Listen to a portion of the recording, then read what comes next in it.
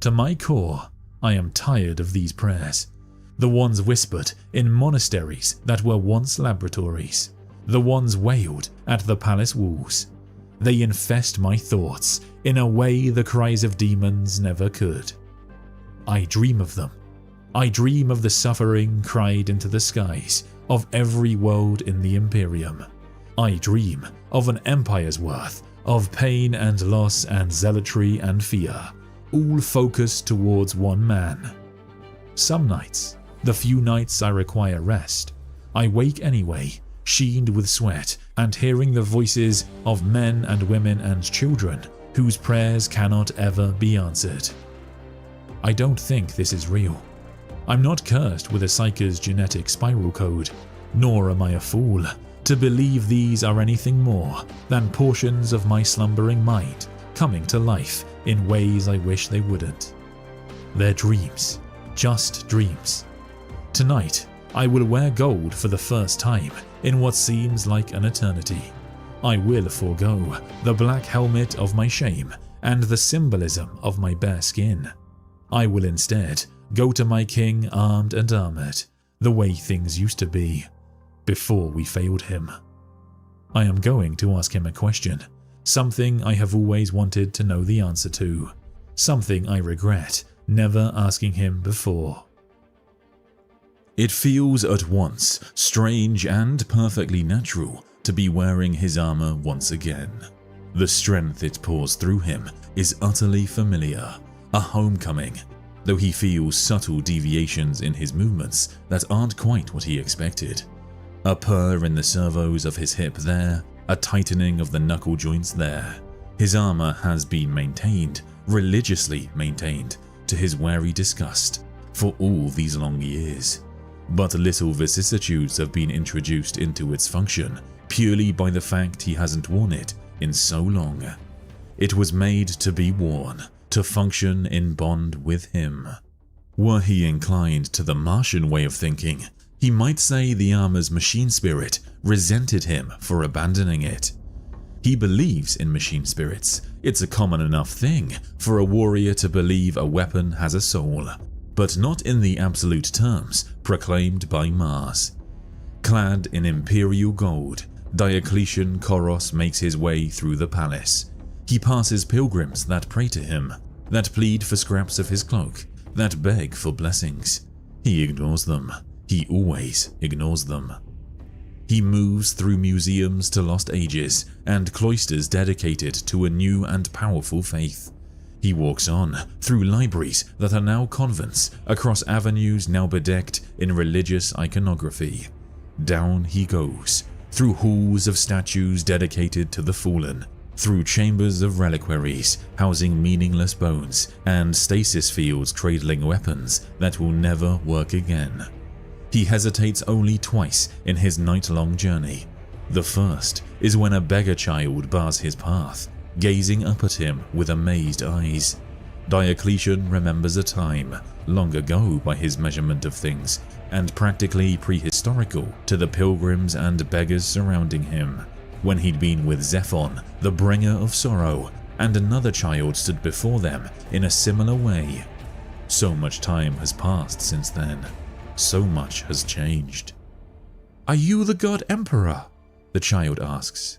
Past and present collide. Diocletian's throat closes. He goes down to one knee, still towering above the youth. He can see the gold of his warplate reflecting in the child's eyes. "No," Diocletian tells the boy. "My name is Dio, but I know the emperor." He unbuckles his scarlet cloak, marked with the Palatine Aquila, the emperor's own symbol. He bundles it up and hands it to the filthy child, who takes it in trembling hands. Perhaps it will serve this boy as a blanket for the rest of a long life. Perhaps the child will be killed by jealous relic hunters. Diocletian knows which is more likely in this new dark age, but he hopes he's wrong to think it. The second time he pauses in his journey is at Kaera's grave. There's no grand monument to her passing, no ornate tomb worthy of one who served the emperor and humankind so ardently for so long. It's a plaque in an ossuary, a space in a wall. Her bones aren't even interred there. Many of the sisters' original tombs were looted by mobs of Imperial faithful as the zealotry of their beliefs grew fiercer with time's passing. The bodies of the soulless witches, long gone to nothing but bone, were immersed in holy water and subsequently incinerated on pyres, surrounded by the God Emperor's joyous and weeping worshippers. Some of the corpses were put on trial, their bones bound together with sanctified rope, while priests and priestesses of the most holy, most hateful, most loving God Emperor judged the dead witches guilty of the blackest heresy. Kiara's original tomb was one of those defiled. He'd never recovered her body. Only her blade was buried here, in her new grave. He tracked her stolen sword to the black market in Ashrapur, on the other side of Terra, before returning it to the palace and placing it here himself. Tonight, he runs his long fingertips along the plaque, marking her life and death, lingering only long enough to say farewell. He hates coming here. There's no closure to be found, only the rawness of a wound that won't seal. He goes deeper into the palace, deeper, deeper, through doors that no human has seen in generations, past members of his own kind, those that share his age and experience, and those they've created in the time since, those that never heard the Emperor speak in life, those that only know him as the God Emperor in death. Some address him by rank of tribune, some call him Dio. Down, deeper, through the doors, the secret doors, the ones behind those renowned gateways decorated in trappings of glory, past the graven image of the immortal Emperor, a skull-faced warlock on a mighty throne, eternally alive on the edge of death, imposing in his majesty. Through that final door, which only opens to droplets of a tribune's blood, and whose impenetrable locks take an hour to unseal. Inside the innermost sanctum, where the architecture of the walls is uncomfortably organic, strangely spinal, Diocletian approaches the golden throne, such as it is, and his kindred, naked but for their cloaks, loincloths, and black helms, move aside in his honor. He ascends the steps, slowly, not without reverence, but without the abject worship expected by the people of the Imperium. They would be horrified by its absence, but then everything about this place would horrify them. It's why they will never be allowed to know of it. At long last, Diocletian stands before his king. He looks past the hanging wires that resemble intestines and the clicking, ticking life-supporting engines, and the preservative mist sprayed into the air in 9-second intervals. He looks past the blood bags and vitae packets linked intravenously to the thing on the throne, which is just a chair compared to the grand and great artworks. A throne without the capital T that makes it both a curse and the salvation of the species. He looks at the revenant husk of something that was somehow once, somehow still is, a man. Something that shouldn't be alive, and arguably isn't, by any mortal measure. Something tortured by its own impossible continuation, physically starved and physically bloated on the feast of souls it's forced to devour every day of its endless and agonizing existence. Or is it forced? Maybe it craves it. Maybe it hungers. Diocletian removes his helmet and kneels before his king. At first, he says nothing, his head hanging, his eyes closed. Here, of all places, there's no hatred of the Primarchs, no anger at the Legion's betrayal, no bitterness at humanity's self-destructive nature. The weight of centuries lies heavy on Diocletian's shoulders. Here, in these quiet seconds between a warrior and his liege, he feels the weight of his failure to protect this man. The knowledge that had the 10,000 done what was needed of them, then the Emperor would still be with them. Their king would still be a man, not a skeleton, silently screaming into the midnight reaches of the universe just to give humanity a few more millennia. Diocletian lifts his gaze. He stares into what's left of his king's features, and in that moment, they appear as two sides of a coin, created and creator, an ageless countenance opposite a living carcass. Each breath he takes draws the scent of the throne into his body, a stinging reek of overworked metal unable to entirely mask the fainter smell of alchemical solutions and biological waste. Beneath it all, and worst of all, is a wisp of decay. Diocletian rests his spear before the God Emperor's feet, and he asks his question. "My king, do you dream?"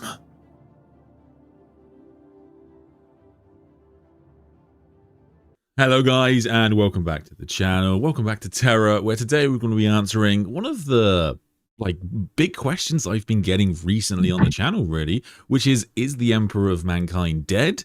Is the Emperor of Mankind fake? And I'm not going to point fingers, Reddit, but you can kind of see where these questions come from quite quickly, because a lot of these ideas have come from sort of a misinterpretation of what Aaron Dembski Bowden has written. And so I thought today it would be a good idea to talk about what the lore actually says about the Emperor of Mankind.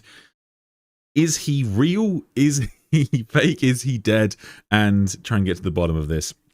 I am joined once again by Christian, the service go in the background somewhere. Christian, say hi. Greetings. Thanks for having me on again. It was a pleasure. Oh, my pleasure. People loved you last week, so I thought we're going to do some more stuff in the future as well. So let's start off then with, is the Emperor dead? So the status of the Emperor in Warhammer 40k is actually, I would say, one of the few things that the Horus Heresy hasn't particularly retconned, at least when we're talking about the Emperor on the Golden Throne. He's pretty much in the same position as he's been for decades, and Dan Abnett specifically goes into detail at the end of the Horus Heresy and does explain that the Master of Mankind is on the Golden Throne. He has clarified that the Emperor is needed for the Golden Throne, but the Golden Throne also needs the Emperor. So they sort of have a reciprocal relationship. And if you were to take one of them off, then you would potentially have a disaster, because the Emperor would no longer be able to sustain the Golden Throne and, by extension, keep the Webway gates, the Webway portal under the Imperial Palace closed. And in addition to that, the Emperor is still sustained by the Golden Throne, just in the state that he's in, which is, of course, is this on the edge of death state. And the concept of the Emperor being cooled, a corpse on the Golden Throne, a skeleton on the Golden Throne, has always been in 40k. This isn't new. It's just one of the oldest insults that the setting has. It's what all the traitors call the Emperor of Mankind in the lore. Death to the corpse Emperor. Exactly. Well, why is that not? Ooh, my image is not loaded.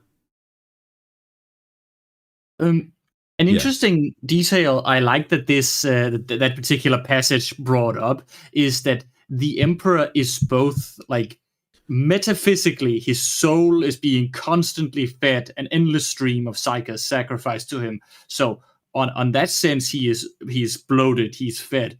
But in a biological, physical sense, we must assume that the Emperor cannot eat and cannot even take biological sustenance.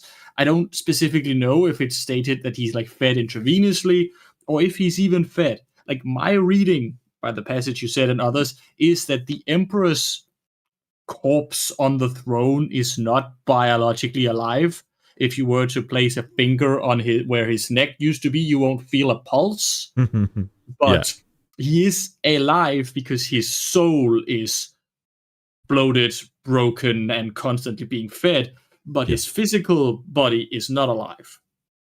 Yes, well, I think it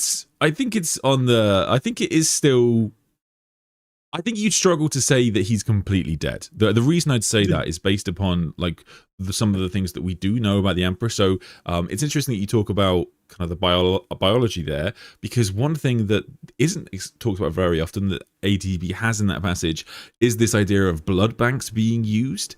And these pipes kind of feeding the body of the Master of Mankind, and we can be pretty confident that the Emperor is kind of creating new cells that then, of course, wither away and die. And we know this because the concept of the Emperor's genetic material being within the extremities of the Golden Throne does come up in 40k, of course, when the Drukhari try to scrape some of them out and grow their own Emperor in a petri dish. So I think that we can be pretty confident that he's not entirely dead, but it's on the edge of death is the wording Dan Abnett uses. So it's just he's right at the edge. He looks completely dead, but technically he's still hanging on. I think one of the questions people ask understandably very often is, why doesn't the Emperor's like perpetual ability kick in? And according to the End in the Death, it actually is. He's constantly using his perpetual abilities. He's constantly being killed and then being brought back, killed and brought back, killed and brought back. He's constantly in the state of this birth and renewal process, and that is his perpetual ability actually kicking in. Well, fascinatingly, and I don't think I've spoken about this with you, Christian, but I have spoken about it before on the channel.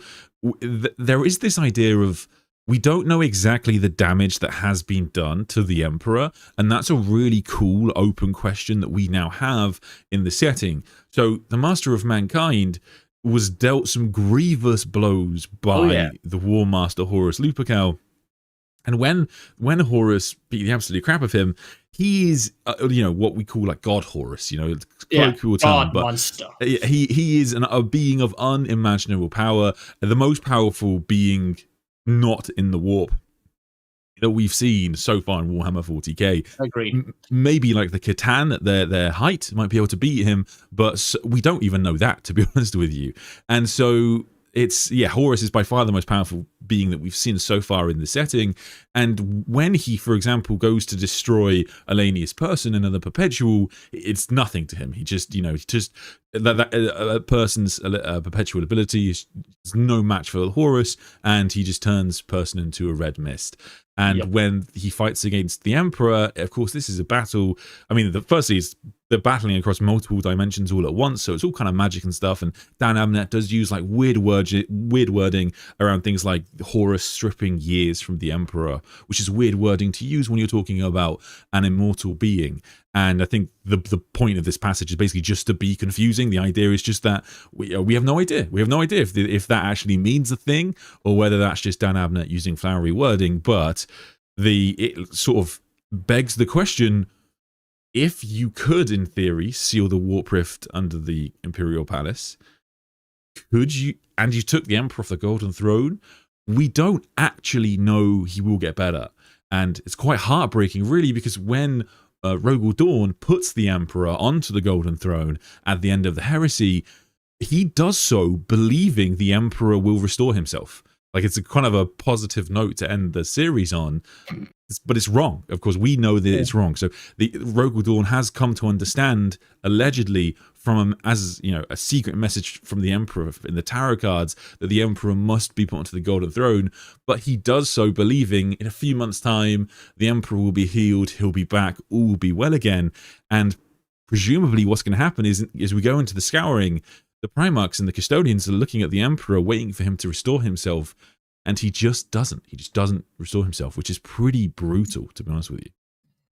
Yes, I've heard you have this discussion. I've had it plenty of people. The way I interpreted Horus like continuously mutilating and wounding the Emperor's soul and his essence and his mind in that fight is that, as I read it, this Horus, this god monster Horus, is fully capable of permanently killing the Emperor. That is essentially why the Chaos Gods have crafted him here. So they would not have sent a being that is not actually capable of killing the Emperor to kill the Emperor. If the Emperor could just resurrect himself from any death Horus could inflict in a day or a week or a month, this wouldn't matter. So as I understand the way I read it, the way it makes sense to me is that the Emperor is, after the fight where he performs superhuman is an empty word, a superhuman feat and manages to defeat Horus, he is dying for real there. He is breathing his last, and there will be no perpetual coming back to life trick. Horus has wounded him beyond immortality. Yeah. And then the throne kicks in to trap him in a state of not yet dead, not yet alive, permanently, whatever. That's how it makes most sense to me, because otherwise, like, I get the drama, the tragedy of if you just took the Emperor off the throne, he could heal himself. But I'm also like, no, like, this doesn't work. The gods would not have sent a being that could not kill the Emperor to kill the Emperor. Like, they know perpetuals. They are very well aware. That's very true. Now, you do make a very good point, and I think that that scene it seems to be pretty clear to me too, that when you've got, the Blood Angels, the Custodians, Dawn, Litu, all over the body of the Emperor, it's pretty much just spelling out that he's going to die if they don't do something, which is completely wild. But it's a really interesting passage. I am going to answer a couple of questions from chat, because I think people have got a lot of theories, and I think we're quite happy to address theories in this stream and talk about which ones we like and which ones we don't like. But yeah, we'll see. Like, this one I find really interesting, Christian. Someone's put, as Gaz is the bucket for Green, the Emperor is the well of souls. So this is referring to something I talked about recently when I referred when I read the new Grotnik book.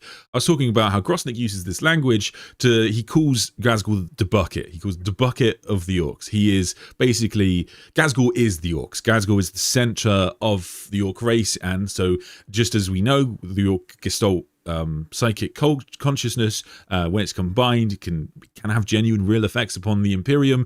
Doesn't so much believe that anything becomes a gun they want to, or can make your heads explode, but it does have a real impact on reality, just as we see with human psyches and human faith. And Gazgul is the center of that, and so Grotnik calls him the bucket. And Gazgul is like the center of the entire orc consciousness, and that's why he's growing in power. And comparing him to the Emperor is, I think, quite apt, because one of the things that we see in The End of the Death is this idea that we've got an entire race of people, or millions and millions of people, all chanting this phrase, "The Emperor must live, the Emperor must live," and that tells us that, and in that passage, it tells us that this isn't just the Emperor that Horus is fighting. In some respects, it's humanity, and so the Emperor is, I guess, a comparable for Gazgul, because it's I guess there is a similar idea then. It's not that orcs and humans do work differently psychically, but it's I think there's definitely a comparable idea. But I think that the existence of the phrase "the Emperor must live" is probably my greatest gripe with the idea of the theory that people say the Emperor's actually dead. Because if you read that book and you read this massive trajectory of this story, where you've got millions upon millions of people chanting the phrase "the Emperor must live," and it literally turns the tide, Dan Abnett is way too good of an author to then turn around and go, "Lol, joke, no, he actually died." That's not a twist. That's just rubbish. That's a Constantine Valdor is not actually King in Yellow, because I prefer my theory to it kind of idea, in my opinion. But it's certainly the idea of the Emperor being kind of this center for the human race potentially is true now by the time we get to 40k. I agree. Like, there's this moment I love. We get to see it from Horus's perspective. He comments about, like, the species who, in its madness, believe the Emperor their shield and have enough conviction to make it so. Like, Horus is observing the beginning of this transformation and go, like, this is stupid, but it's working. Like, why are you doing this? This is wrong. Like, he's obviously a liar, a murderer. Like, and to be fair to Horus, there is a lot of good evidence that the Emperor is not worthy to be this divine avatar of humanity. But at this point, it's, to the people of Terra, it's either him or the monsters. So they make him. It tracks somewhat to the conversation Gilliman has with Ilian Natase about when the Eldar Farseer in Godblight, when he said, yeah, like it doesn't really matter what you want. If a billion humans fervently believes and thinks something, that has a tremendous power. Sure. And it will make the Emperor or Gilliman into something they were not. And Horus is like, he looks like a god, a weak and wounded god, but a god nonetheless. No, for sure. Yeah, you are exactly right. And I think Dan Abnett spoke about how the Emperor is sort of what humanity needs him to be in an interview. And I think that that's typically how, like, as he connects to what you're talking about there, which is that the Emperor was once a man, but by the time we get to 40k, he's, you know, more of an idea, an entity really within the concept, within the setting, which is fun to think about. And yes, people have correctly pointed out, I did not actually use the King in Yellow. When I mentioned it, that was my bad. That was on me. I think we've definitely gotten better in not turning every discussion about the King in Yellow. I think that's good. There was a question I found interesting about whether did all suffer a true death? He was the first perpetual after all. Who knows the extent of his perpetual power? It's a really good question because annoyingly, like, perpetuals are never 100% nailed down to the point where, like, it seems different perpetuals have different rules. All has apparently never died and keeps on living, whilst Grammaticus is an artificial perpetual, and Acte is made a perpetual, and some are born, and Erde is some kind of, like, mother goddess avatar. It's very strange. But ultimately, it makes complete sense to me that the Chaos Gods, famous for being great at destroying things, fully knowing what perpetuals are, would equip their reality-breaking, laws of physics-defining, ultra-immortal god monster with the ability to permakill anybody. Because permakilling perpetuals are not actually that tough. You need Erebus with a special dagger, or a piece of the Emperor's lightning turned into glass, or Magnus being really, really mad. Yeah, so Magnus was the example I was going to use. So in the story, Fury of Magnus, Magnus does kill Malcador. He does straight up just kill him, and another perpetual has to sacrifice her life to bring Malcador back. Malcador will then also go on to die shortly after, so temporary sacrifice there. But the fact that Magnus, who is considerably less powerful than God Horus, is able to perma-kill Malcador, tells me that at the very least it's going to be the case that Horus can kill it.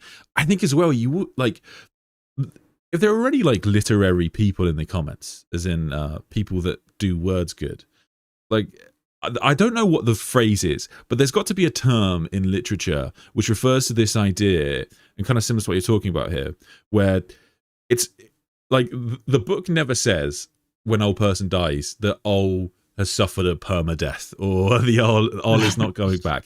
It just talks about how, you know, Horus is rising. He rises up from the smoke. He's been knocked down by a powerful word of Annuncia. He rises up. Oh, you know, he tries to wake the Emperor. He can't wake the Emperor. It's a brutal scene. And then he decides, you know what, if I'm going to go out, I'm going out with a gun in my arms. And, you know, he clicks the safety off and he points at Horus and he says, don't you dare come near the Emperor.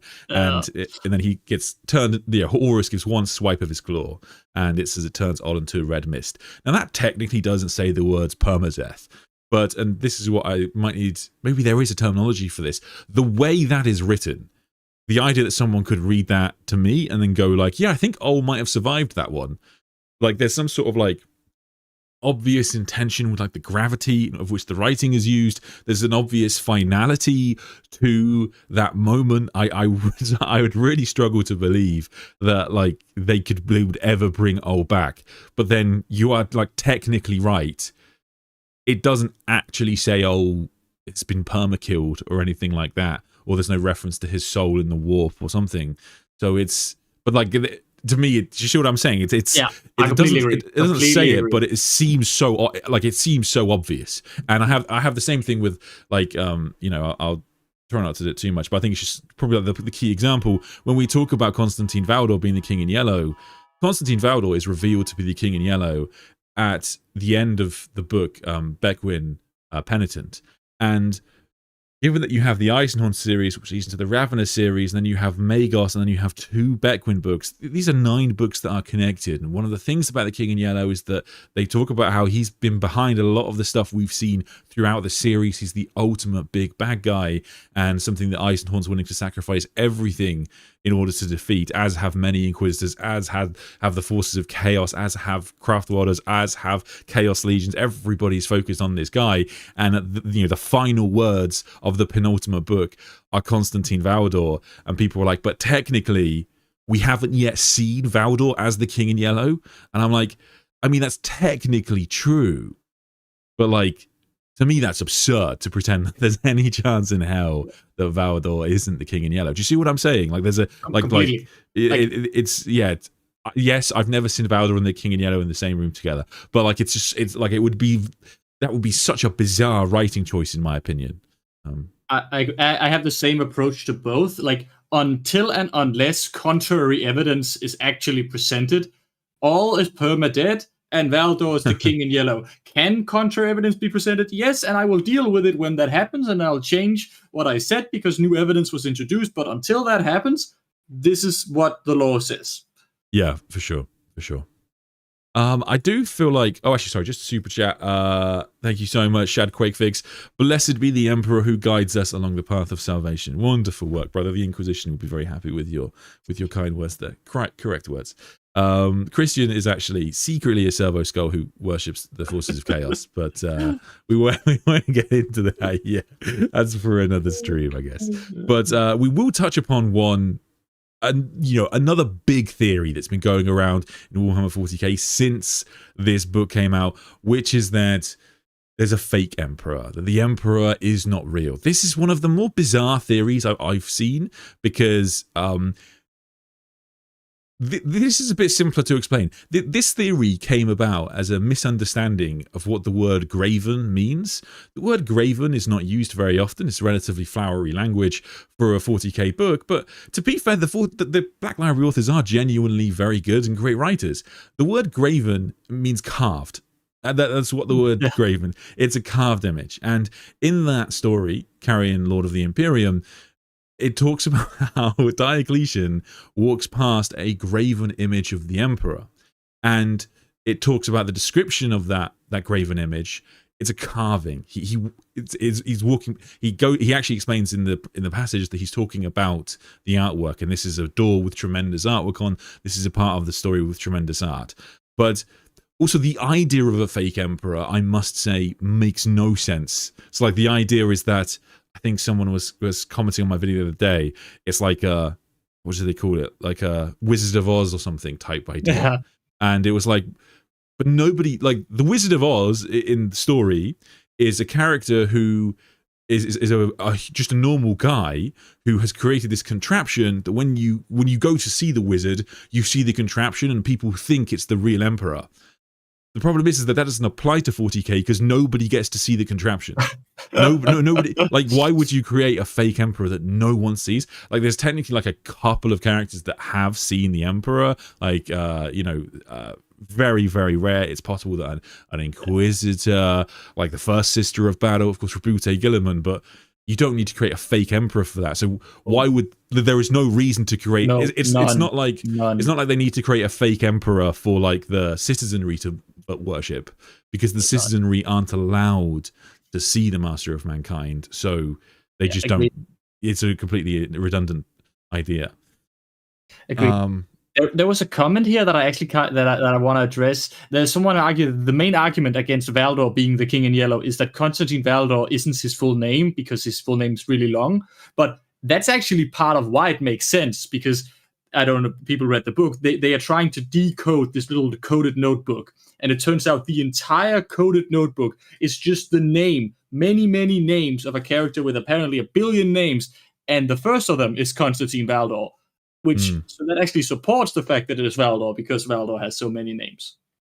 Yes. Well, and also another fun thing, I think, is that in the book, they also do theorize on who the King in Yellow could be. And it's quite funny because, this is Dan Abnett. I think it's kind of a joke. Like, he's sort of imagining what it's like to be a 40k fan because they're literally theorizing like, okay, so the King in Yellow is obsessed with the number 8, and he also has obsessed with the number 119, and the number 11 was one of the lost Primarchs, and 2 is also one of the lost Primarchs. Could this be the lost Primarch? And so the characters are in the book literally theorize about who it could be, and of course most of them, the most common answer is Primarch. That's suggested it could well be a Primarch, and it's only at the end that, as you say, they find out that actually their theory crafting was crap, and it was actually Valdor all along. So it's quite funny, I guess. It's just a hilarious moment for me. Like, our entire surviving cast of Eisenhorn and Ravenor, all our characters are gathered, and they're getting the name, and they're like, we're about to hear this tremendous name. Could it be the name of a lost Primarch? And I'm sitting here going, guys, if it is the name of a lost Primarch, you wouldn't recognize it. You don't know that name. That would just be any name. For sure. Acoustic noise machine. Abnett literally spends the entire book saying that names are lies, then he gives you a name and you believe him. Well, that's a very gross misinterpretation of what happened. He doesn't spend the entire book saying names are lies. And the concept of names having power is a big thing in the book. But like, again, think about this narrative. I believe Dan Abnett, not because I believe that everything that every character says in a Dan Abnett book is true. It's not that there can't be characters who misunderstand things. But like, there's this great sequence, like, prior to getting this book. Beckwin finds herself in the city of dust. And she's literally, she has to escape from there, and she discovers this colossal battle going on and these ridiculous armies that belong to the King in Yellow. She manages to escape with this book, this is the entire novel that leads up to this. Two novels, 3 novels, right? The entire series has been heading in this direction. She gets the book, opens it, the last words of the novel are Constantine Valdor. That's not that, like, the idea that, like, me believing that is just, me taking, like, Argyle Tau's opinion in the heresy that he's the person that caused the Primarchs to be scattered. Like, yes, that could be true, but it could also be his misinterpretation. And even Argyle Tau notes that, well, I'm only really seeing this because of the actions of a demon, and demons famously lie. So it's, that would be leaning very heavily on the opinions of one character. But when an entire series has a penultimate novel that finally details the name, I wouldn't say that's the same thing as just like believing a random character. Christian? Yeah, I agree. Like, sorry. Nothing really to add to that. Like, okay. Everything we learn in that book, from the gravity of this guy to his abilities, to his connections, to his powers, to the length of his name in the notebook, all indicates it could be a character of Constantine Valdor's stature and importance. Like, and until we learn more, we got a name of the guy, and everything we know about it fits that name. So Valdor until proven otherwise. Could it be? Yes, easily. But Valdor until proven otherwise. No, for sure. Cerberus. Graven could also have connotations of idolatrous or false in some flair. That is to say, it might represent a false impression of something. So that is explained in the story. So it's actually pretty cool. I don't know if I actually have John Blanche's artwork today. Let me just... Also, yeah, to add those connotations, Diocletian is talking about the carved image of the emperor. Calling it a graven image would fit those connotations because the image does not accurately represent what the master of mankind at that point looks like. So even allowing for those connotations, which I agree are there, still fits the interpretation. Yes. Well, and I think that it's one of those things where what he's actually attempting to do is quite cool. So this image that you see on the screen now, as you probably noticed when I read the passage, I had this on screen, and the description of the emperor almost exactly matches this. And there are some details that we spoke about earlier that aren't often used to describe the master of mankind. But I think this is very clearly ADB making it clear that this image, which comes from the Rogue Trader book, the first book of Warhammer 40k, is the real image. This is what the Emperor actually looked like once he was put onto the golden throne. The cables and pipes going into him looking like intestines, the blood bags, the smoke, the custodians in their black helmets. He really goes into detail talking about this, and he talks about how it's not really a throne, it's just something that it doesn't look at all like a throne that the citizenry of the Imperium might have, because what this isn't a throne. That doesn't really look like a throne to anybody. And the reason he's done that is because when he talks about the graven image talks about this kind of like deathly warlock face. And hang on, John Blanche, where have you gone? John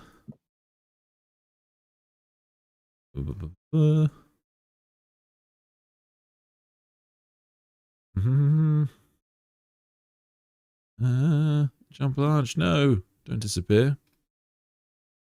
Where's he gone? I've lost John Blanche. Oh my god, the 40k community will not be happy. No, that'd be bad. So much artwork and inspiration and strange characters that Graham McNeil or whatever made into minor characters in their novels. Yeah, exactly. Oh, okay, I know why. I know what's gone wrong here. Yeah. Oh, this is gonna feel so satisfying when I edit this out later. Where is he gone? I've lost him. All right, Christian, answer a question for me quick, will you? I'll see. I need to rediscover John Blanche. I'll see if I can find a question that's interesting to answer. The old emperor on the throne artwork also reminds me of how my emails find you. That's fair. Abnett knew the faction. He knew what it's like throwing a live grenade in a room and locking the door. Yeah, sometimes he does strike a little like that. Abnett has talked in interviews about like he will try to give fans and readers what they expect, but always add a new twist. He's been very clear that he finds it boring to just give you exactly what you expect, and he will always add something to it. And that can be tricky because like lesser authors, writers, screenwriters, movie makers have messed up royally with older franchises. But after what the Masters class app that pulled in the end and the death, I now trust him completely. I'm even on board with whatever insane madness he has planned for this whole King in Yellow Beckwin business. Like, I'm not the biggest fan of Beckwin 1 and 2 because I'm generally not a fan of a story where the character lacks information and agency and has to gain it over the story. Whereas Eisenhorn and Ravener both start out competent, powerful, and very much in the know. Whereas Beta Beckwin starts out very, very low on pole and has to grow. It's interesting. Yeah, it was really interesting. Because yes, like you are very right. Because normally Inquisitors, they're normally on top of everything, and it's one of the things about them that's quite frustrating sometimes. And as we go into the Begwin series, and she discovers Eisenhorn, and then later Ravener, then Eisenhorn is in exile basically at that point in time. He's been declared a radical, so he hasn't got the resources he used to have, and they really have no idea who the King in Yellow is and how powerful he is, to be honest, at all. It's kind of amazing. But yeah, I'm with you. Like, we do get our twist in 40k. Like, it is the case. Sorry, in the Heresy, in that, like, and this is where I'm with you. Like, I do trust him because on the one hand, yes, it's true. Welcome back, John Blanche. Yes, it's true to say that that Dan Abnett stuck to the old 40k lore, as in, like, there's nothing about 40k that is fundamentally ruined by the situation of the Emperor at the end of the Heresy. But also, we do get our twist, which is that that's not all there is to the Emperor. There's also this Star Child part of the Emperor, which up until that point was only something that would have been theorized about. Anyway, David Charles Jackson, thank you so much for supporting the channel. Please do like the stream as well, guys. It does really help us out. Anyway, so back, where were we? So John Blanche's artwork. So what ADB is doing in this story is when he talks about the graven image in contrast to how, when he describes the Emperor, looks like the John Blanche artwork. He looks like this terrifying warlock faced Emperor sitting on a golden throne, very imposing, and the little details like that very much seem to match John Blanche's old artwork, some of the most popular artwork in the setting. And what ADB is doing is that, in a way, he's saying that there is a lie, but the lie that's told to the Imperium is that the Emperor doesn't look quite so majestic in real life. He looks like just like this corpse, not even really on a throne, and just with naked custodians, half-naked custodians in the room.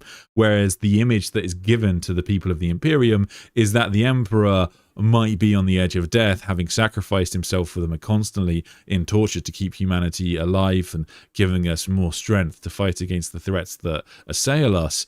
But he doesn't, even this is a majestic interpretation of what the Emperor actually looks like. And like the idea that that's the same thing as saying there's a fake Emperor, it would be akin to saying that like every statue of Gilliman, where he's a little bit taller than he is in real life, there's a fake Gilliman. It's not like it's a gross misinterpretation. I think what has really happened here is that someone on Reddit did just misunderstand what the word graven meant. And so they made their theory and the internet just ran with it. But like, yeah, the idea of there being a fake Emperor is entirely unnecessary because no one will ever see the fake Emperor. So what would be the point? And the wording actually talks about how there's a carving on the wall. But there we go. Christian, any thoughts? No, you pretty much got it in one. Yeah. Like, of course, like I understand the desire for there always to be a twist or a real part of the lore, or an inner secret, or a turnaround, and that can work. Like I think famously the two Alpharius Omegon, when Dan Abnett set out to write Legion, it was not set in stone that there were two Alpha Legion Primarchs. And so he was allowed, he's talking in interviews, he was allowed by Games Workshop to write that. So he did. And it became instant part of the fabric of the lore and has been a solid and fundamental thing. And yet to this day, people will not stop talking about there has to be a third brother. There has to be a third head of the Hydra. Because no matter what the lore is, you will always find people who find great joy in coming up with theories about how the lore is actually something different. And all power to them, as long as we realize when they are based on lore text and when they are not. I have yet to find any solid lore text anywhere for a third Alpha Legion Primarch, other than that their symbol has 3 heads and it sounds cool. But if I find it, if a book comes out and that's a thing, I will change my tune and say that's a thing now. But until that happens, it isn't. Yes, for sure. And I have some sympathy for it, of course, because it's fun. Like you say, it's really fun to theorize about the setting and take ideas. And Games Workshop very deliberately, drop things in the setting to encourage us to do this stuff. So I don't think it's something that like annoys authors or anything like that. But like, and in a way, sometimes it's so obvious. It's like that's the why I believe it's probably not true. Like, there's the concept of Subject 11, something mentioned in Adeptus Custodes Codex. This idea that there's something Subject 11 in the Dark Cells of Terror. What could Subject 11 be? Is it one of the Lost Primarchs? I think almost certainly no, because it's too obvious and silly and on the nose for Games Workshop to put that into the book. Now, that, to clarify, isn't strong evidence against it, but like in a way, because I guess it's just sort of, as I say, it's more of this idea that they are encouraging us to do this kind of fan theory. It's just that it's tough to really put things into perspective. And like I say, I guess that's sort of the reverse of this idea of 8 books leading up to one conclusion, or 9 books leading up to one conclusion, even compared to just like this is something we sprinkled into a codex. But I do think as well, and this is why, of course, Sandman of Terra is the only place to be, is that, like, if you guys think about the Terminus Decree lore for a sec, right? When the Terminus Decree lore came out in the Grey Knights Codex, every single YouTuber, every single Redditor was making posts about the Terminus Decree because it was a paragraph. there was one paragraph to work off. When The End and the Death Volume 3 came out, there was only one YouTube channel that went into detail and explained the story of Basilio Foe.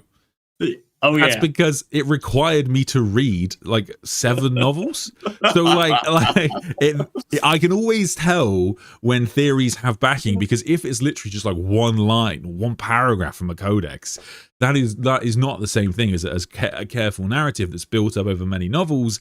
And like the truth is, most people just aren't going to read those novels, which is sort of fine. But at the same time, I think it's important to put that in perspective when we're talking about how big a theory is in the setting. Like Cypher, again, is another really big one, where the identity of Cypher, who is Cypher, is an obvious question the writers have in the back of their books when they're writing their heresy.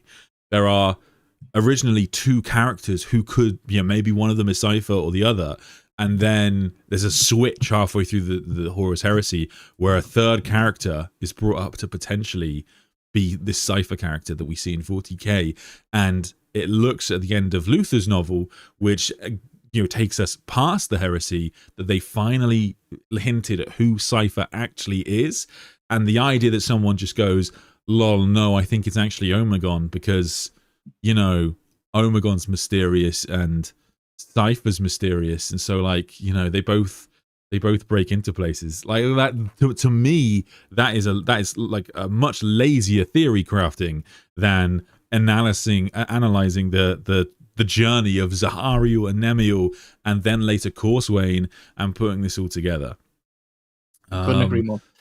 Like, I will say that subject 11 line from the Codex is obvious theory bait. Like, that was specifically chosen to get people's mind going, and that's cool. Like, 40k does that a lot. Sometimes it's very solid, or like semi-solid. Like, I like that there is this whole passage about the outsider, Sarah Noga, a Catan supposedly not shattered and perhaps driven away, perhaps placed in some enormous ass prison way outside the galaxy. And then there's an attached bit of lore about a Tyranid fleet that diverted, and a thing that could be seen on an impossible albedo scale. And you're like, okay, like those things are clearly there to indicate, if you want to, that might be the outsider. Is that guaranteed? No, but you can read it if you want to. Like, sometimes there's just cool bit of theories that fit. Sometimes it's pure bait, like with that Subject 11, pure bait. And sometimes they go into detail with that Terminus decree, and everybody gets mad at them because turns out they didn't actually really like to be told more, because the dangling is part of the fun. Yeah. No, for sure. And that is an understandable criticism, I guess, of the heresy generally, is that people liked more stuff left in the kind of the mystery of the setting.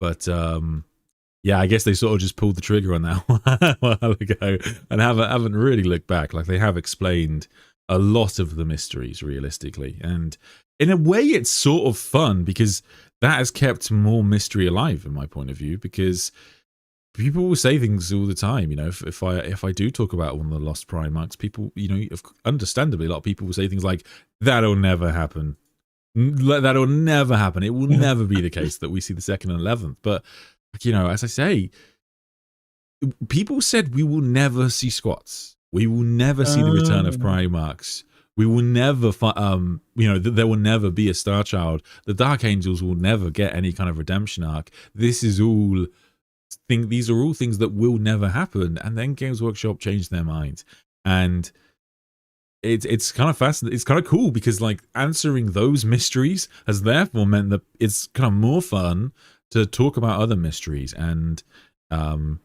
even when I'm I guess it's always nice to have chat when I do these things live, because it is good to have people, I guess, kind of curb even my mentality, because I obviously have my own biases when I look at the lore.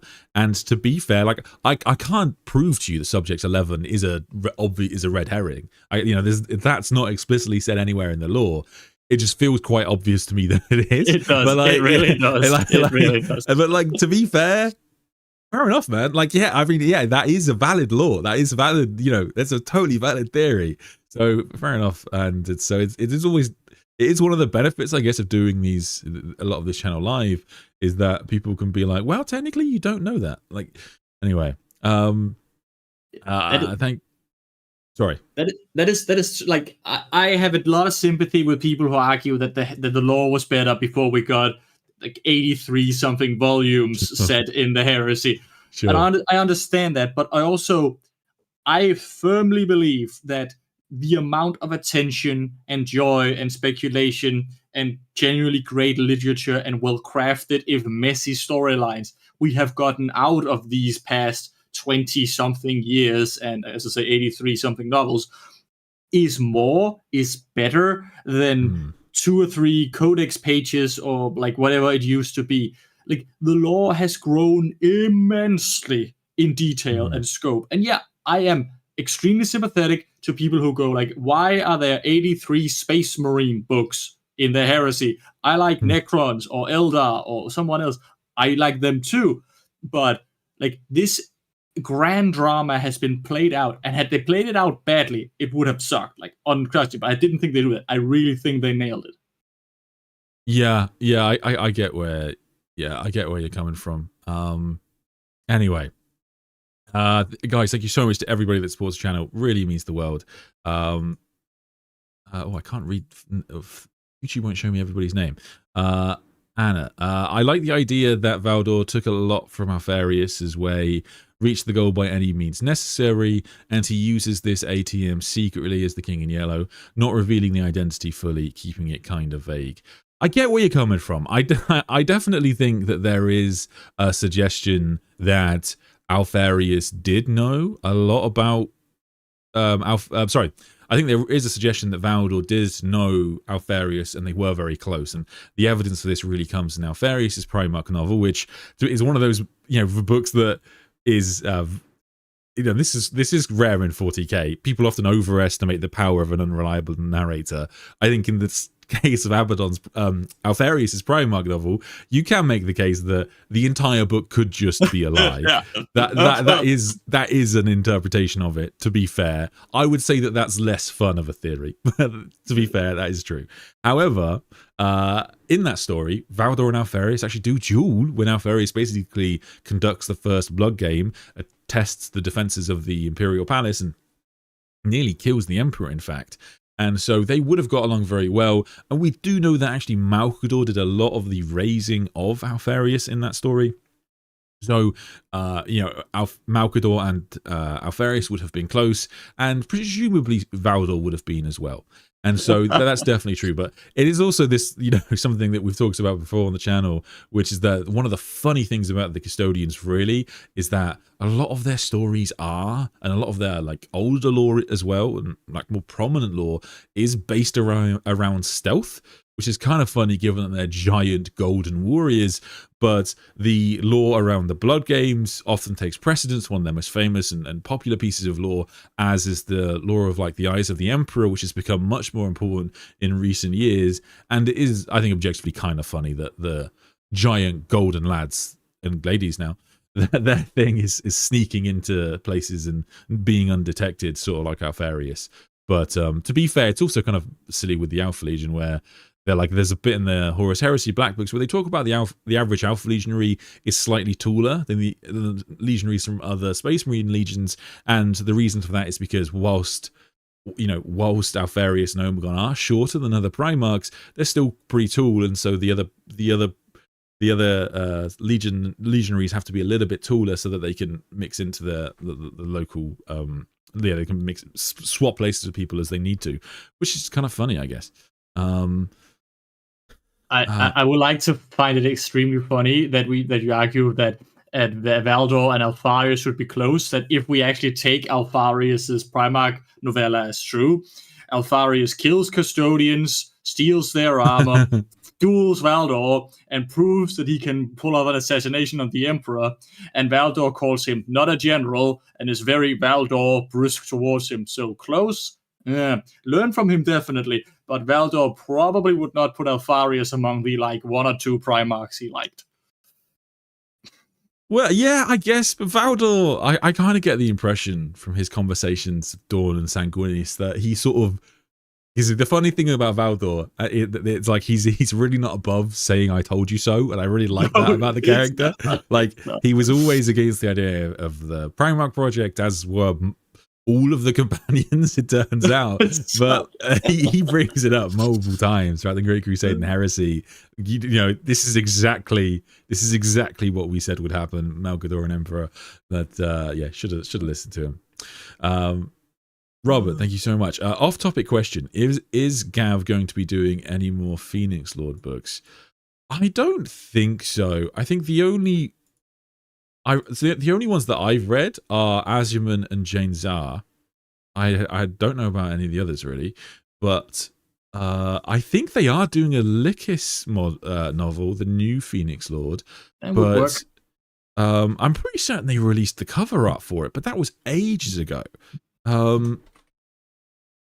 Yeah, I'm pretty certain they kind of revealed this a while ago, but they've just not actually got around to releasing it. Yeah. Yeah, she's got like artwork that looks like it's kind of in the style of a lot of the character books, like Lilith and that kind of novel, where she's got, you know, it's a picture of her face. But yeah, they've not actually done any more with that. I'm sure she will do. I think that having a new Phoenix Lord is pretty cool. Yeah, gives us the opportunity. I actually came up the other day for a theory of how I'd save the Eldar, but I'll save that for another stream because it'll be quite a lot. And to be honest with you, no one really likes the Eldar streams. They never do that well. Which is sad. Sorry, Eldar. Tragic. They could be so cool. Yeah. Like, I will say that scene in Era of Ruin where we see the custodians talk to the Emperor is such a classic ADB scene. We already knew the custodians weren't big fans of Primarchs. We already knew they made that clear. So what ADB does is he gives us a moment that could and should have happened, and it feels shocking and surprising. All the companions voted and said, do not make Primarchs. And people go, oh, that's new. And it is new, and it is really cool, but it also fits when you take a step back and consider it. It's a classic ADB move. Yeah. No, for sure. For sure. Anyway. Ooh. Bye, John Blanche. Oh, James, you're... Oh, hang on. Ed came to this sexy subject late. I think Dan Abnett said Horus took years off the Emperor because this is God versus God or demigod. He takes his cue from Greek mythology. Gods are immortal except versus other gods. That makes sense. I think that works well. For some reason, it's removing some messages from me. I don't know why. Yeah, I think that makes sense. It's a pretty plausible explanation, and like I say, it's one of those things that could be nothing. It really could just be some flowery writing from the author. But Dan Abnett is a pretty deliberate writer, I would say. So I don't think he would throw that kind of thing away. Can I add a point to that? This is extremely petty, but I have read a lot of the classic Greek literature. In Greek mythology, immortality also works against other gods. Gods don't kill gods; they bury them in Tartarus or imprison them or cut their genitals off and then imprison them. If you're immortal in Greek mythology, you're really actually great bunch immortal. of guys. Yeah. Fair. Yeah, well, okay. I mean, as far as we know, the Emperor hasn't had his testicles cut off, but he's basically had one of the wounds, yeah. He's had like most things cut off. But yeah, I mean, I went through before on the channel the list of wounds the Emperor suffers, and it's a little bit hazy because, of course, the Emperor is able to heal a bunch of them. But yeah, it's safe to say he's in really bad shape by the end of the heresy. It's not a good time for him. People want Eldar stream. Nice. Hey, good to know. I did review that Mike Brooks's new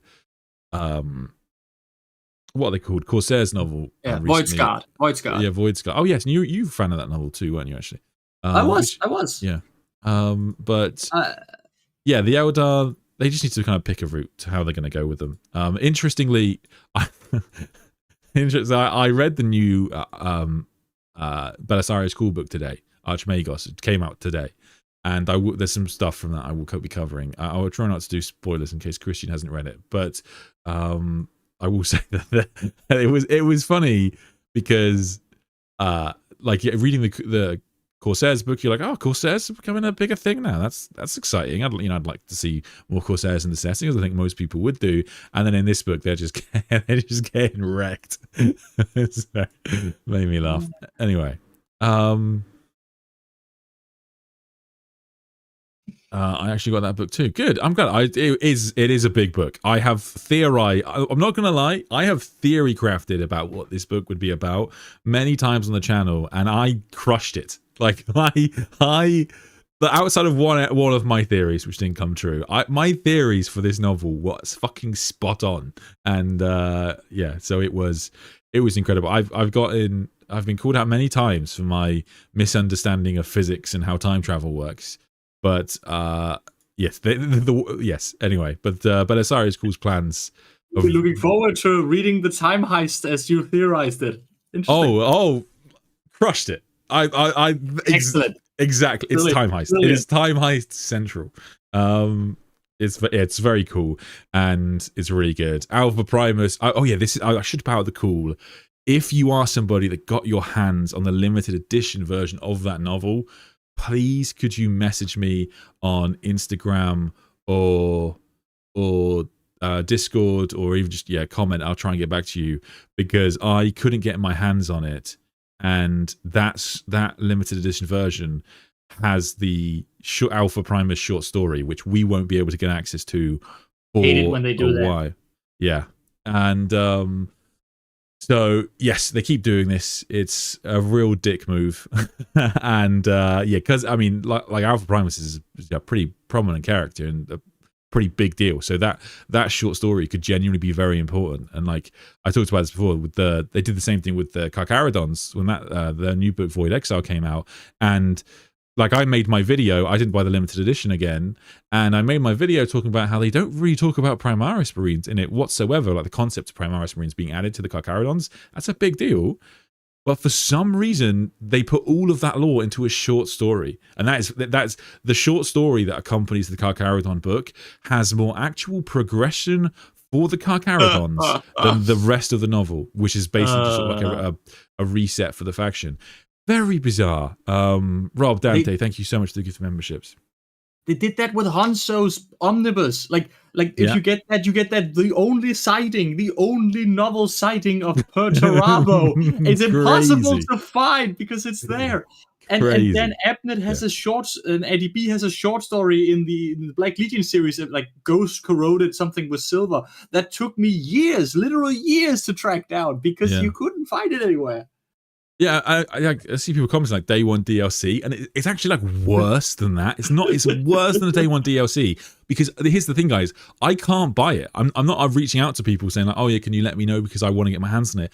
I can't buy this story because I didn't spend £600 on eBay to get a copy of the novel, or I don't know how to bot Games Workshop's website and get my hands on all of the limited editions. If you don't do that, we don't get the story for months. So that the first time I will probably be able to read that story, which is basically, as Christian is saying, is when they release the omnibus for Belisarius Caul. He'll get an omnibus probably next year, and that omnibus will be available to purchase for the general public, and that omnibus will have the short story in it. It's crazy. This is ridiculous, Games Workshop. It's just absurd. And it would be one thing if this was like fun lore that they like threw into books, like, oh yeah, what does Belisarius Caul do in his free time? You know, that would be one thing. But this is like this was the story. Yeah, this is the only interactions with Perturabo, like Christian's example. It's the Carcharodons basically having their chapter restored by Rabute Gilliman, and in this instance, it's the actions and like background of Alpha Primus, one of the big characters, new characters in the setting. Like, it's really weird the Games Workshop are having. I don't think this is the decision of the writers. I'll be generous there. It's really weird that Games Workshop are having their authors put really big lore into short stories that the rest of us can't buy. Like, what are you doing, Games Workshop? This is just weird. It's just, yeah, anyway.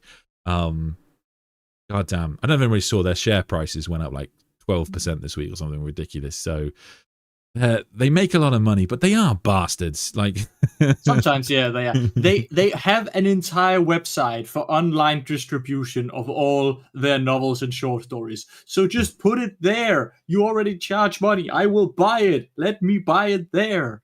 Yes, for sure. I mean, I don't like for example, even with these new re-released Horus Heresy books, sort of an odd one, really, because of course they don't sell the heresy. You know, the third-party heresy novel market is pretty big because it's very hard to get your hands on these novels. So if you can get your hands on a full collection, it's worth a lot of money.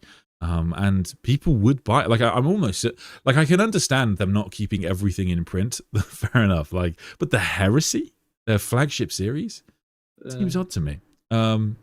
Anyway, that's enough complaining about GW for one stream. Star Child question. Slimmers, thank you so much. Since Big E continues to be a huge and dangerous presence that can move through the warp, then why not go find and reabsorb the Star Child? Is the Star Child hiding from him? It's a good question, and this idea, like just as we see with Alfarius and Omegon, they share a soul and they have competing ideologies, and like Christian says, that was kind of a creation of Dan Abnett. Wouldn't surprise me if he's taken some inspiration from his own books there. And maybe that is the thing. Maybe we'll see in the future that the Star Child and the Emperor on the Golden Throne do have different perspectives, are very different. I think that both of them will be very different to what we see in 30k, because the part of the Emperor on the Golden Throne, that part of the Emperor has been tortured for 10,000 years, and is, you know, you imagine being tortured for 10,000 years. It would completely change who you are. And Gilliman doesn't really recognize it as his father. And the Star Child version of the Emperor, that exists in the warp, and according to Malkador, has grown as the Chaos Gods grow. So that means that just as the Chaos Gods are empowered and can sort of have become monstrous ideals, monstrous twisted versions of certain ideals, that version of the Emperor could also be very different to what it was when it was originally just his love, loyalty, and compassion. We don't know if that's still what it is. It could be, you know, the embodiment of humanity's righteous vengeance, etc. So the idea that the two halves of the Emperor's soul don't get along could be a thing. That wouldn't surprise me too much. Nothing so far, but I like the idea. And in terms of is the Star Child hiding from him, really good question. We don't know, because, for example, there are no references to the Star Child taking part in the Great Game. Outside of Gilliman, with the power of the Emperor burning the Garden of Nurgle, so far the Star Child hasn't got involved in the Great Game. There's no references to it, and that's a big deal because it's supposed to be a thing of incredible power. The Chaos Gods, presumably, as they do against each other, would have teamed up and attacked it. My personal headcanon is that, theory, I guess, more than headcanon, is that the Star Child maybe persists in the City of Dust in some way, and that's why the Chaos Gods can't, quote-unquote, get to it. That's where the Star Child would have been created, and so that, to me, is going to be where maybe the Star Child still lives. But again, theory crafting. But yeah, so in terms of him, reabsorbing the Star Child, the rest of your question, that is the idea. And to me, I've spoken about this before, when we see the Emperor creating the Star Child, Malkador uses this wording around, perhaps one day the Emperor will be made whole again. And for me, that is Dan Abnett telling us that's the end game. That's what we're all working towards. That's what we hope to see someday. The Star Child will be reborn, and we'll have a massive Star Child story arc for, probably a decade or more. But eventually, the idea is that these two halves of the Emperor's soul will be unified, and the Emperor will be made one once again. That's how I interpret that passage. Christian, sorry, over to you.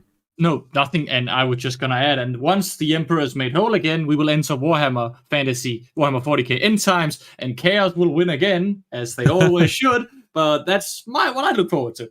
Yes, for sure. I think absolutely, it's not that I think this will happen in 11th edition or anything like that, but yes, like you say, should we get a 40k End Times, that's how I reckon it's going down. The Emperor of Mankind, the story of the Emperor being made whole once again, and thereafter he's going to come back, and we'll find out just how much he has changed. Likely not all, but I mean, the share price will have to fall considerably for that to happen. That's basically the when people ask like, will 40k end? It's a financial question. To give you a good answer to that question requires me to understand how inflated Games Workshop's market cap is, I guess. But in theory, it's always on the cards. A theme I like about when we talk about like the Emperor and the Star Child having changed, one of the things that makes 40k for me is that gods are almost without exception eldritch and soul vampiric and terrible. They might be necessary terrible. You could absolutely argue that the Emperor is necessary for mankind not to be eaten, but they are not like benevolent, kind, easy version. Like at their absolute kindest, they are the biblically accurate, terrifying angel people. And at their worst, they're Satan, but Cthulhu. Finally caught a stream live. I have to ask this question. When you say the Emperor said to Horus, I wait for you, the Khan says under the palace while recovering Biggie killed Horus's soul. Can you explain? So, yeah, it's a good question. So I did do a stream on this. It's very, very valid. So when I did the first stream, the second book, the final book wasn't out. So that's important to remember. However, this is such a good example, in my opinion, of where we can give our opinions, and like there are going to be conflicting opinions. But the truth is, we don't know exactly which one of these things is true, and we have to remember that these things are taken from certain perspectives, and then we can do a relatively obvious interpretation of who's going to be right. So Jagatai Khan dies in the heresy. When Jagatai Khan dies, his soul ascends into the warp, and when he is brought back into his body, he's in a really bad state. But he seems to say that he says to his sons that he looked for Horus. He could tell when Horus had been killed because he couldn't feel his presence in the warp, or the Emperor had obliterated Horus. However, the Emperor says to Horus, I wait for you and I forgive you. Now, here's the thing. You have to put these two things up against one another because they seemingly contrast. I have had many comments, people saying like what they think that the phrase, I wait for you, I forgive you means. That none of them are satisfying to me. I don't think there's not an explanation I've heard so far that explains why the Emperor told his son, I wait for you. Why would he say that? That is a very specific wording that Dan Abnett has used. And the only thing that makes sense from my point of view is that he genuinely does wait for Horus. He waits that Horus will return someday.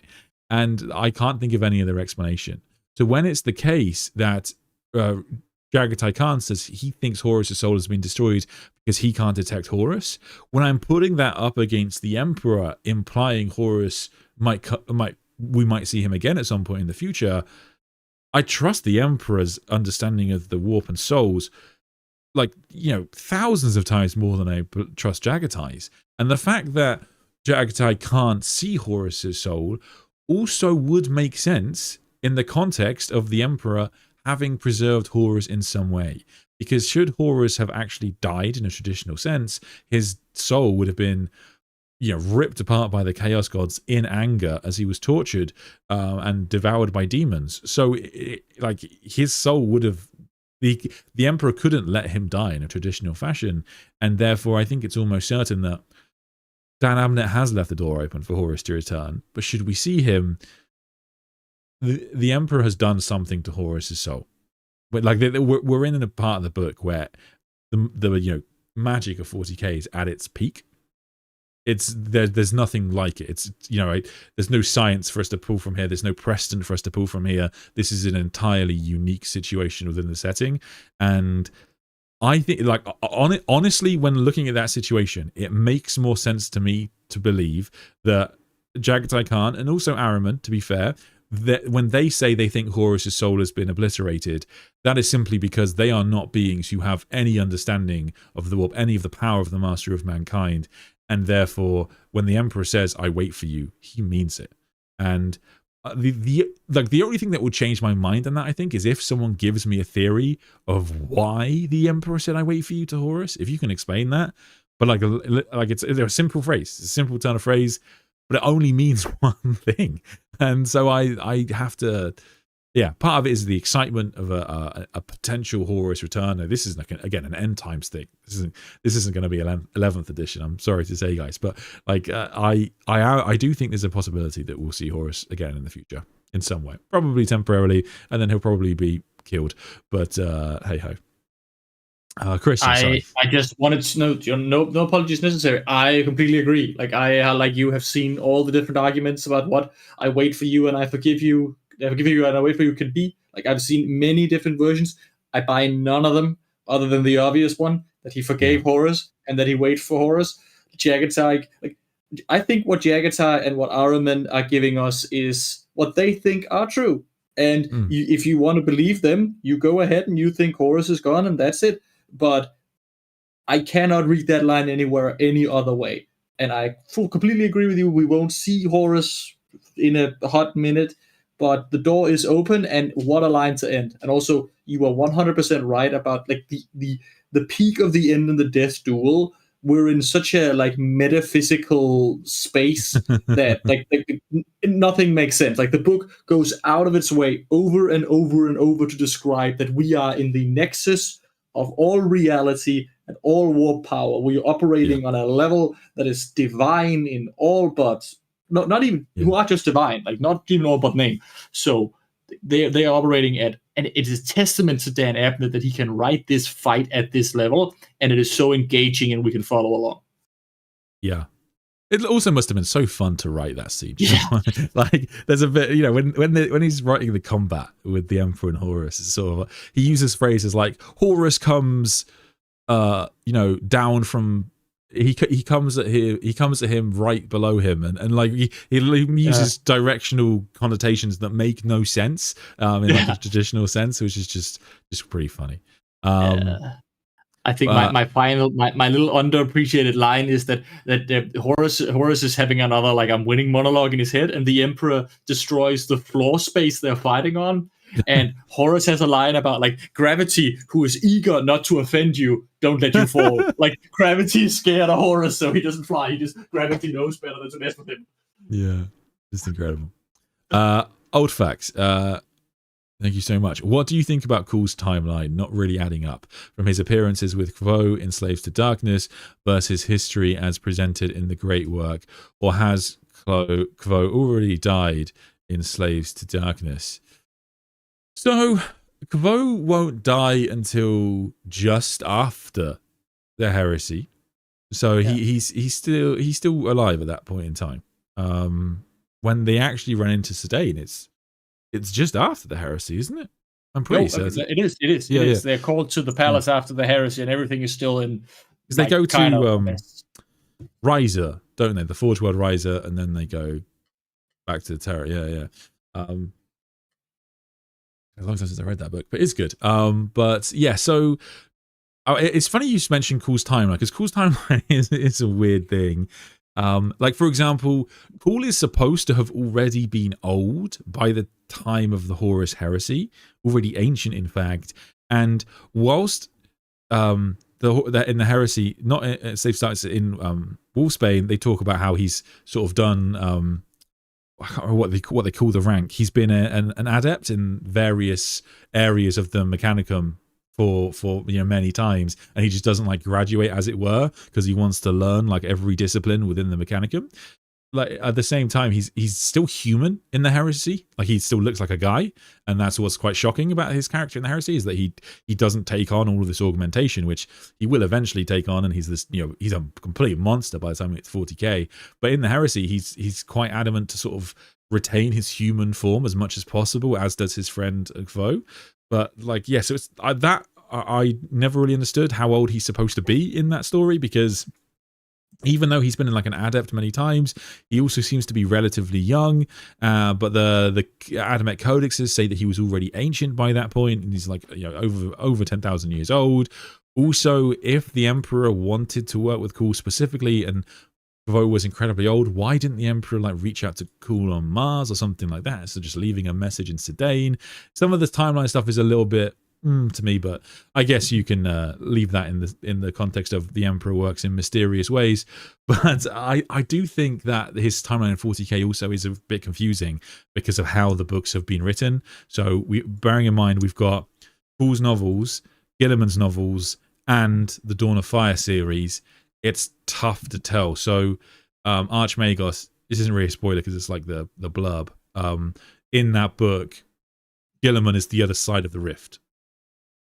So this book is set quite a long time before we get to the utmost 40k storyline, but this is still like one of the premier 40k plot lines right now. So it's sort of a weird story to go on, but it is you would definitely like, I will give you this, like Felix does appear in this book. So if you liked Great Work and you liked Decimus, then you'll enjoy this book. It's Felix is one of the Ultramarines that had a particularly tough time being turned into a Primaris Marine under Cool's surgery. So yeah, there we go. Anyway, a couple of questions. I think we have to call it a night. Sorry, Christian, I understand. I realise you've been on with me for a long time now. Pleasure. The Emperor, I wait for you and I forgive you. Here is the new 40k miniature as a loyalist. I'd love to be your guy. Power of the Emperor. Yeah. I'd love you to be right. I don't think so, unfortunately, but that would be bloody incredible. Yeah, I think my suspicion is he will return in some way in the end times. Then he'll die probably, and maybe we'll have a comeuppance in a way. But yeah, I've talked about that before, so I won't go into it now. It'll take too long. Anyway, all right. I think we'll wrap up there. We've been going for over 2 hours now. All right, but yeah, thank you so much everyone that joined me on the stream. This was a lot of fun. If you enjoy this kind of content, please do consider supporting the channel by clicking the join button. You can get access to more content, more streams, and access to the Discord. But yeah, if you can just like the stream, watch the stream, it does really help out the channel. I can't stress enough how grateful I am for so many people who support this channel. It makes it a dream to do. I will do a couple of questions before I wrap up. Ardia, wait, what about our voice record? So that is actually for another stream Christian and I will be doing to come out next week. So probably next week. It depends how his time and my time work out. But that's actually for another. This is going to be a big stream. That's going to be we're talking about the character of Acte, who is one of the most complex and absurd characters in 40k. There are many things in 40k we can pretend the Black Library authors planned it all along. Acte's story is so insane. You're gonna watch this stream. You're gonna be very confused. We were very confused when we read the Heresy. Her story is batshit. She's one of those characters like the Dark King or like Damon Pretenders. If you get them right in a video, you have read the books because you cannot understand them just from the Wikipedia.